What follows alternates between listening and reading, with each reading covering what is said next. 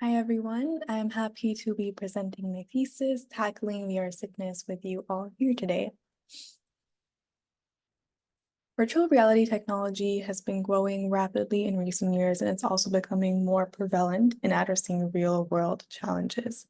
However, despite significant advancements, VR sickness, which is similar to motion sickness, but in this case occurring and arising from exposure to VR technologies, is a barrier to widespread VR adoption. VR sickness can cause concerns for user safety and well-being. It could negatively affect the user experience. It could decrease the user's willingness to engage with the system again, and it could diminish the overall enjoyment that the user has with the system. Studies and reviews from recent years have shown that a substantial number of users are still being affected by this issue, and that VR sickness is an ongoing, persistent concern. In response to VR sickness, this issue, researchers and developers have proposed several strategies to reduce VR sickness. So I'm going to list some of those strategies discussed in the literature, although this doesn't cover the entire range of solutions, obviously.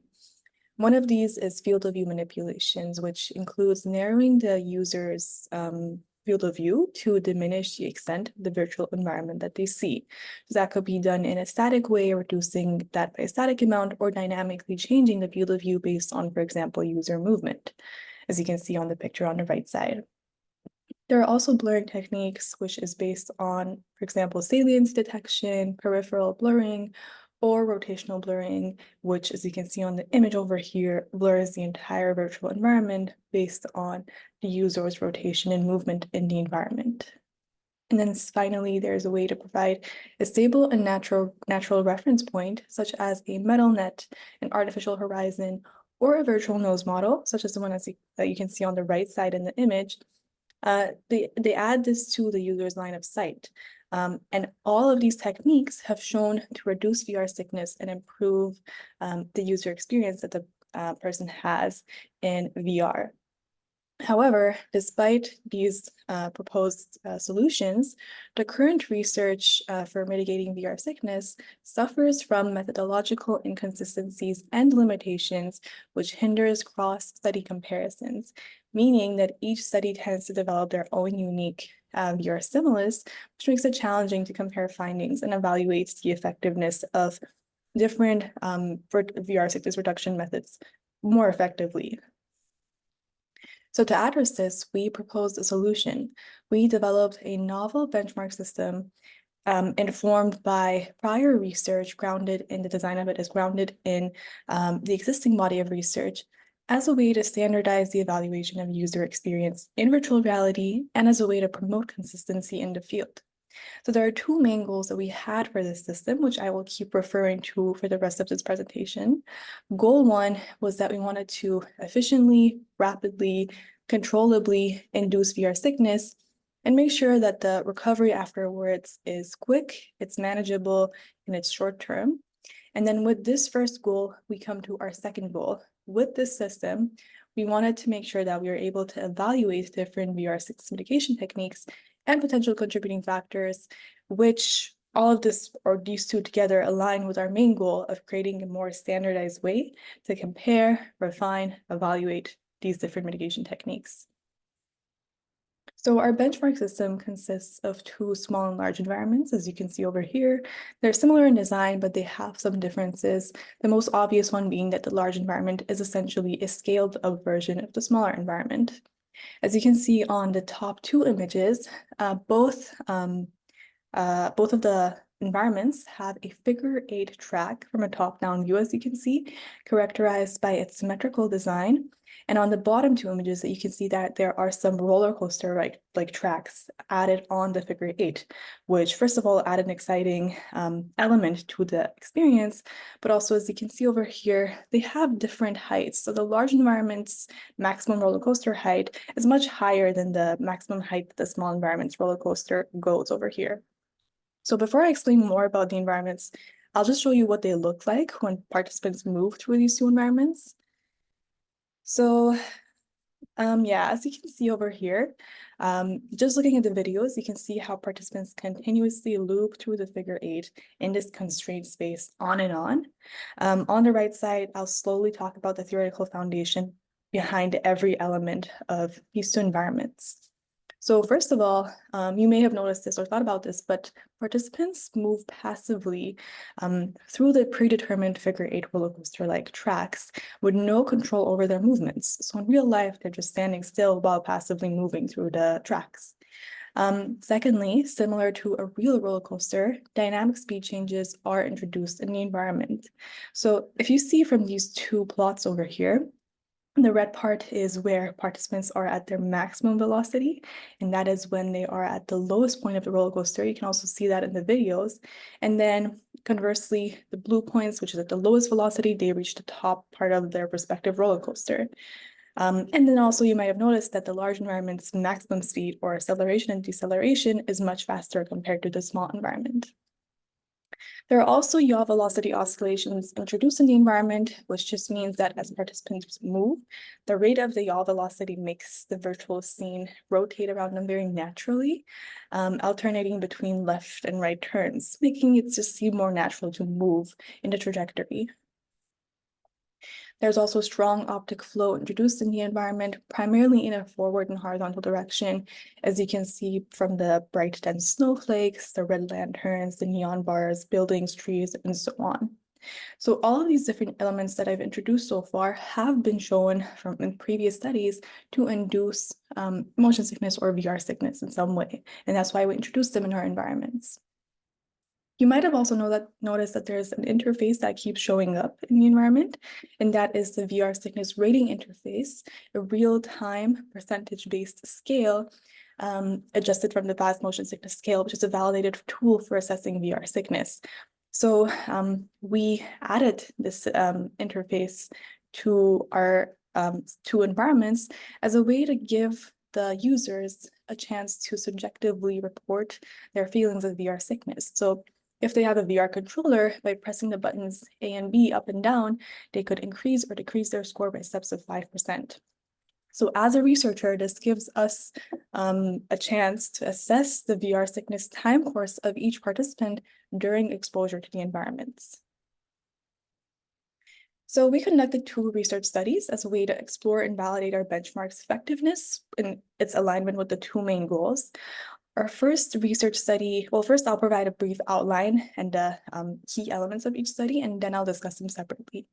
Our first research study, the goal was to assess the system's capability to induce VR sickness in both the small and large environments, while also assessing the static field of view reduction, which I discussed earlier in my first slides, in a 2x2 within subject design. So the static field of view reduction is being right now on this video on the right side, as you can see, has been implemented in the large environment. And this is what it would also look like in the small environment. Study 2 continued to explore the benchmark and the goal was to evaluate and also compare the effectiveness of 3 additional mitigation techniques in a 1x4 within subject design with a focus on the large environment. I'll later explain why we focused on the large environment, but for now you can see the 3 techniques, the blurring technique, virtual nose, and the dynamic field of view reduction, which I talked about earlier, also implemented within the large environment over here. So in our study phases, we began with a pilot study which led to some design changes with 39 participants. Study 1, we had 49 participants, with 40 of those analyzed. In study 2, we had 34 participants, with 2 of those excluded.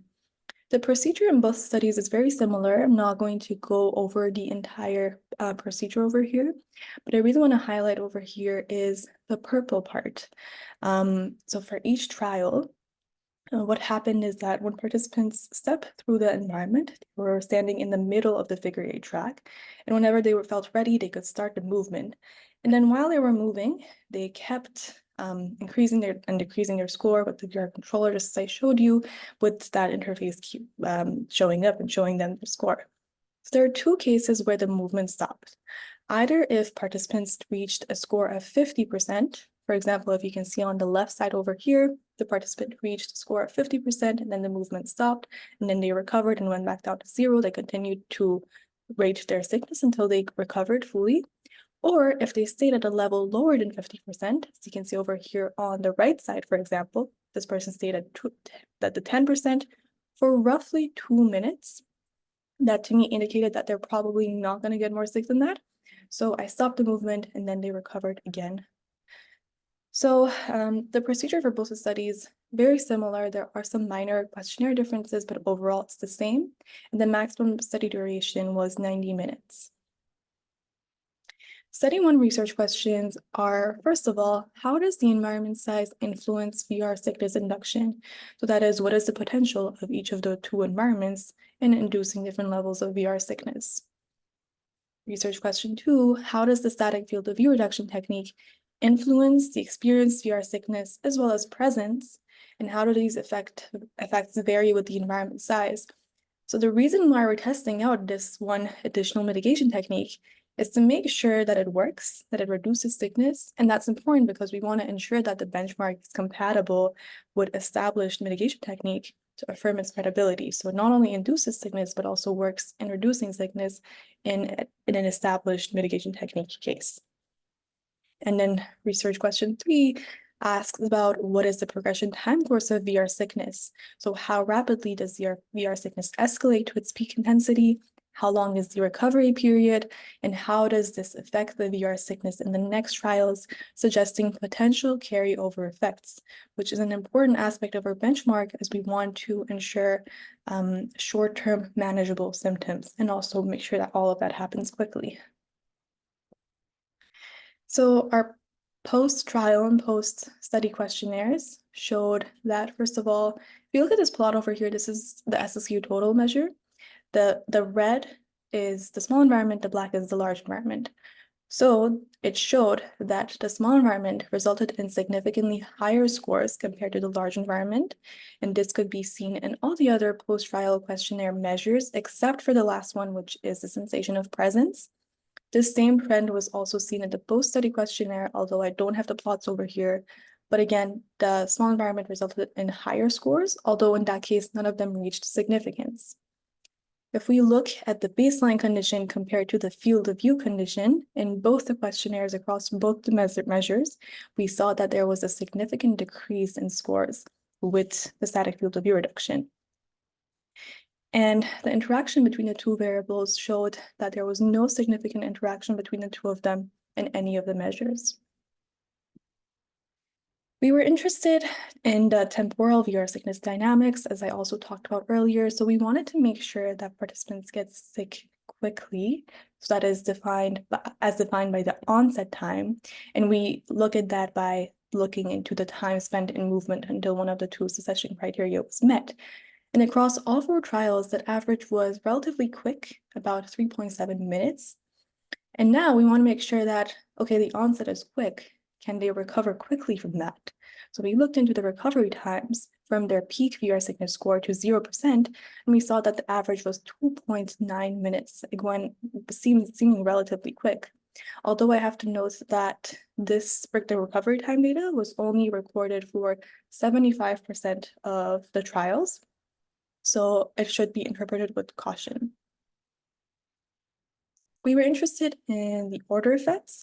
So the order effects on the dependent variables measured for each trial, because we care about the carryover effects. We want to make sure that the recovery is quick, that participants start each trial relatively free from any residual effects, because this could allow us to conduct within the subject studies with more ease and efficiency. And so when we looked into that, we saw that, as you can see, there are some minor differences, especially between trial 1 and trial 2 across the measures. There is a minor increase, but overall, we saw that there is not a statistically significant difference across any of the trials. We were interested in the open-ended interview results, and we saw that in the small environments, participants reported their VR sickness scores or VR sickness sensations that they perceived, often attributed to velocity changes, the feeling of a confined space, and sharp turns. The large environment resulted in more mild symptoms, but they were mainly linked to velocity changes and steep track slopes. And then 25 out of the 27 participants found the static field of view reduction technique helpful in reducing their VR sickness symptoms. Study 2 was an extension of Study 1. The goal was to enhance the credibility of the benchmark by, first of all, reinforcing the findings of Study 1 because we want to make sure that it's reproducible, it's consistent, it's repeatable. So specifically, if we show that the baseline conditions in the large environment in both the cases are very similar, then this shows that our benchmark system, the results are reproducible and it's more consistent in the field. But then also we were interested in assessing 3 additional mitigation techniques, as I discussed earlier. So given that Study 1 specifically was limited to the 90 minutes of the study duration to uphold ethical standards, Study 2, the goal was to give more time to that, increase the participant pool as a way to assess a broader range of mitigation techniques to also strengthen the benchmark credibility and reliability. So we focused specifically on the large environment due to its practicality and VR application. So it's more practical to use larger environments, for example, gaming and immersive experiences. And also, although Study 1 showed higher sickness scores for the small environment, but the large environment sickness scores were still moderately high. So it showed still a significant amount of sickness. And so we decided to continue with that. Study 2 research question 1 is how did the 3 mitigation techniques integrated in the large environment influence the experienced VR sickness as well as presence? So we're assessing and comparing the effectiveness of these additional techniques and alleviating VR sickness. And then the second research question is similar, or it's the same as the last research question in Study 1. So we're again looking into investigating the onset, recovery times, potential carryover effects, all of these which validate one of the main aspects of our benchmark. The subjective ratings showed that, first of all, there were significant main effects of the mitigation technique across all the measures. Compared to the baseline, so the pairwise comparisons show that the dynamic field of view reduction significantly lowered scores compared to the baseline across all the measures in the post-trial questionnaire, as you can see in yellow. The virtual nose significantly lowered scores in all the measures except for SSQ oculomotor and presence. Blur significantly lowered scores only in the SSQ nausea, in the SSQ nausea score. Sorry, I think that's written wrong over there, not presence, but SSQ nausea only. Although it did reduce scores in all the other cases, none of them reached significance. The post-study questionnaire showed that all 3 of these mitigation techniques significantly reduced discomfort and VR sickness scores. Again, we were interested in the onset and recovery times, and we saw that the onset time in this case was an average of 3.3 minutes. As you can see, it's almost very similar, very close across all 4 trials. And then recovery time, similar. We wanted to make sure that they quickly recover. That was an average of 2.7 minutes. Although in this case, also the data for the recovery time was only recorded for 75% of the trials. So similar to Study 1, we cared about the carryover effects to make sure that we could confidently say, or at least show that the recovery from each trial is quick. And in this case, we also saw that there was no statistically significant difference across any of the trials. Open-ended interview results show that the dynamic field of view reduction technique was highly preferred for reducing VR sickness sensations.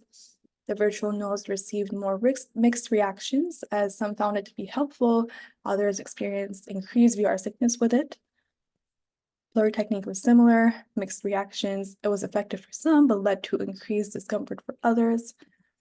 The baseline condition was the lowest preference, and it increased VR sickness due to mainly velocity changes, this is similar to Study 1, vertical movements, and also visual elements. And 19 out of 24 participants reported complete recovery from VR sickness before starting the next trials, while 5 of the participants experienced slight lingering symptoms. So, discussion of the results of both Study 1 and Study 2. First of all, our benchmark worked as intended. On average, both the environments induced moderate levels of VR sickness on an average of less than 4 minutes across both studies and all the conditions. It was also interesting because there were consistent and similar results in the baseline conditions of the large environment across both studies, which is what we wanted to see.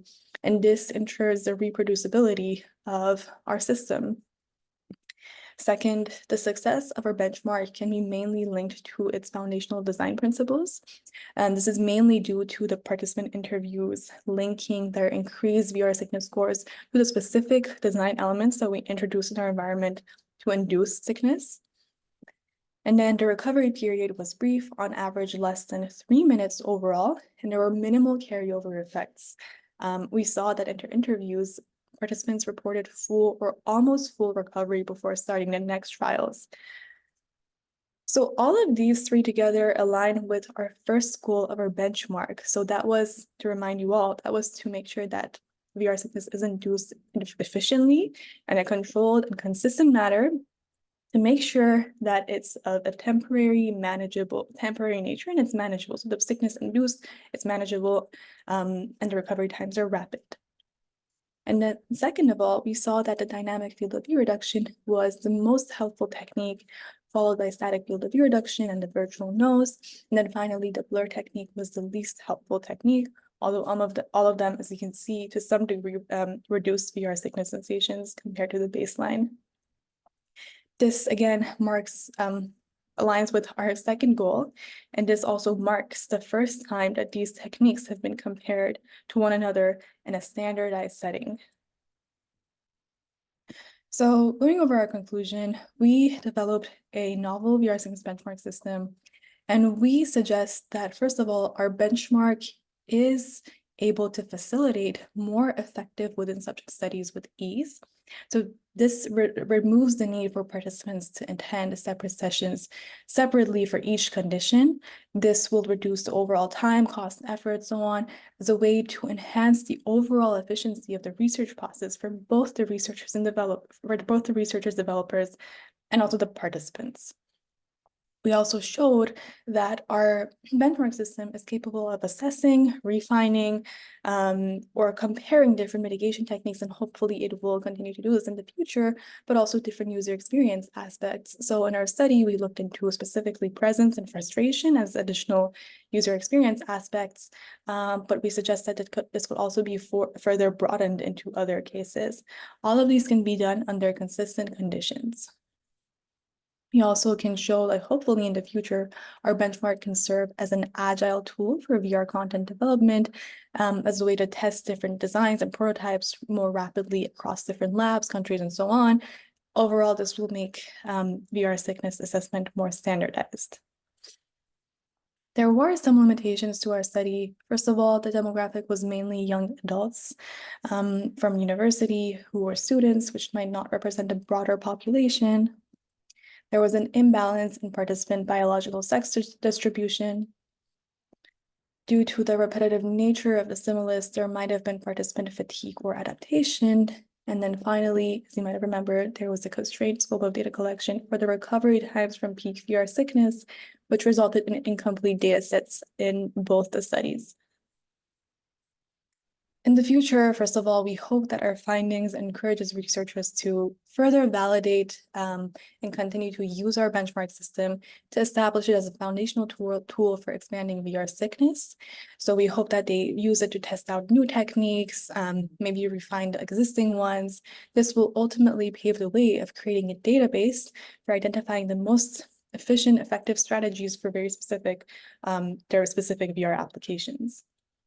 Secondly, our current benchmark design focuses intentionally on passive locomotion because it helps to maximize the experimental control and reliably induce sickness, which is our first step towards this benchmark.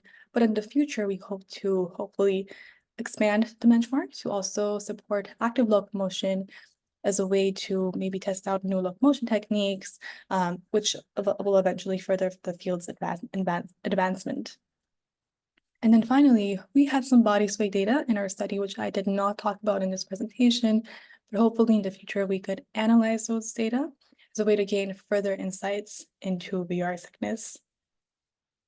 In the end, I would like to acknowledge my supervisor, Bernard, my committee members, Wolfgang, Behrang, and also my co-authors, again, Behrang, Ernst Jan, Nirmata, Yannick, and also my colleagues at the iSpace Lab. All of them have helped me in their own way to grow as a researcher. They've really, I could have not been here without them. And yeah, here's a summary of my thesis. And thank you all for listening.